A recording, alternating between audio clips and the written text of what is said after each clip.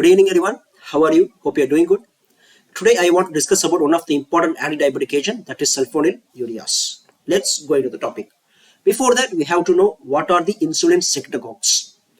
So insulin secretagogues are the drugs which stimulate the insulin release. So variety of insulin secretagogues are available like sulfonylureas, meglitidins, GLP-1 analogs and DPP-4 inhibitors. They are called as insulin secretagogues because they stimulate the insulin release. Coming to the sulfonylurea, it is basically a ATP sensitive potassium channel modulator. Where this ATP sensitive potassium channel is present, it is present at the beta cells of pancreas. Currently, we have 3 sulfonylureas available in the market. They are glyburide, it is also called as glibenclamide. Glipizide and glimepiride also available. Some are available in an extended release preparation, that is glipizide, and some are available as micronized formulation, that is glyburide.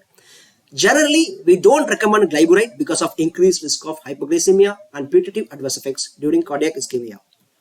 So what is the mechanism of action of sulfonylureas? We know it is an insulin secretagogue. It will stimulate the insulin release. How it is doing it? By binding to a specific site on the beta cell ATP sensitive potassium channel complex called sulfonylurea receptors, which is located at the beta cells of the pancreas.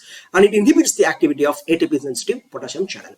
ATP sensitive potassium channel normally allows the potassium to go outside the cell.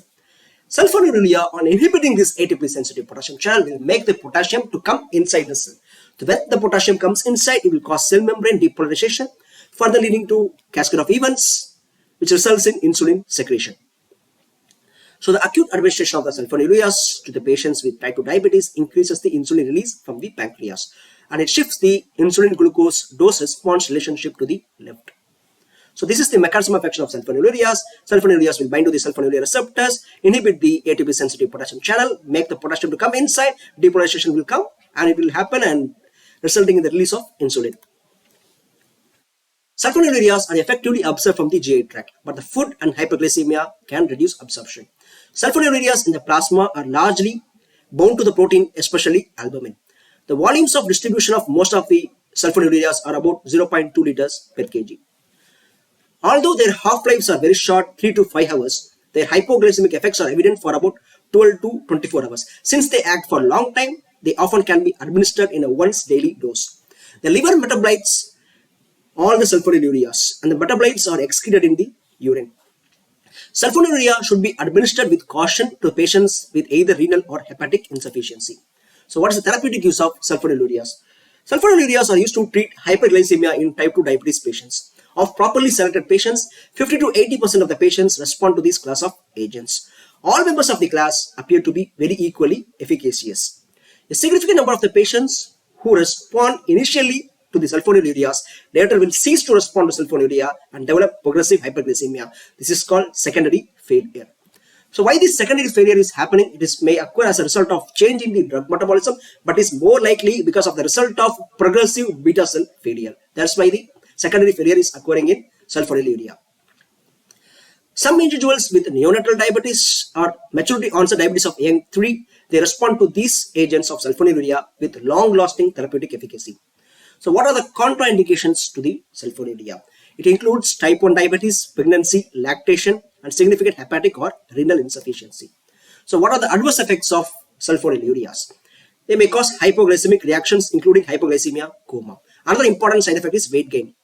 About 1 to 3 kg is common side effect of improving glycemic control with sulfonylurea treatment. Less frequent side effects we can encounter with sulfonylureas are nausea, vomiting, cholestatic jaundice, agranulocytosis, aplastic and hemolytic anemias. Generalized hypersensitivity reactions and dermatological reactions can occur with sulfonylureas. Rarely, patients treated with these drugs develop an alcohol-induced flush similar to that caused by delsulfiram or hyponatremia. Although there has been a long-standing controversy over the cardiovascular safety of sulfonylureas, the recent comparative clinical trials indicate that this class of drugs has no more risk of cardiovascular events than other commonly used glucose-lowering agents.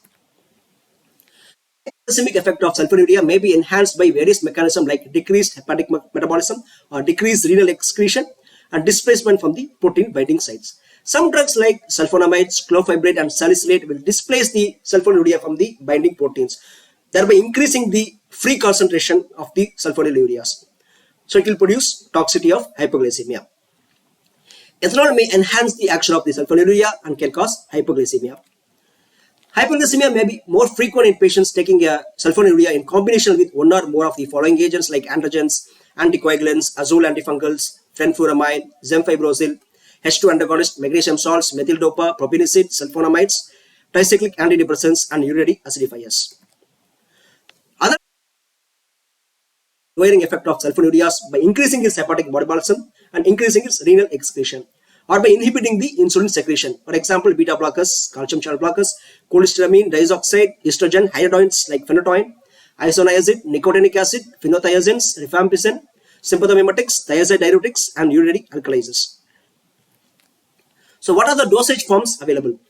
The treatment should be initiated at the lower end of the dose range and should be titrated upward based upon the patient's glycemic response. Some have a longer duration of action and can be prescribed in a single daily dose, that is glimepiride, whereas others are formulated as an extended-release preparation or micronized formulation to extend their duration of the action. Sulfonylureas like glipizide or glimepiride, they appear safer than longer-acting sulfonylurea, particularly in the elderly patients with type 2 diabetes. Even though they are shorter acting, these short duration agents should be used with caution in elderly patients. Coming to the dosage of sulfonylureas, glimepiride, the dose range is from 1 to 8 milligram and it acts for about 24 hours. Glipizide is about 5 to 40 milligram. It acts around 12 to 18 hours. Glipizide extended release preparation, the dosage is 5 to 20 milligram. It acts around 24 hours. Glimepiride, its dosage ranges from 1.25 to 20 milligram and it acts for about 12 to 24 hours. And glimepiride micronized preparation, the dosage is from 0.75 to 12 milligram. So duration of action of this compound is about 12 to 24 hours.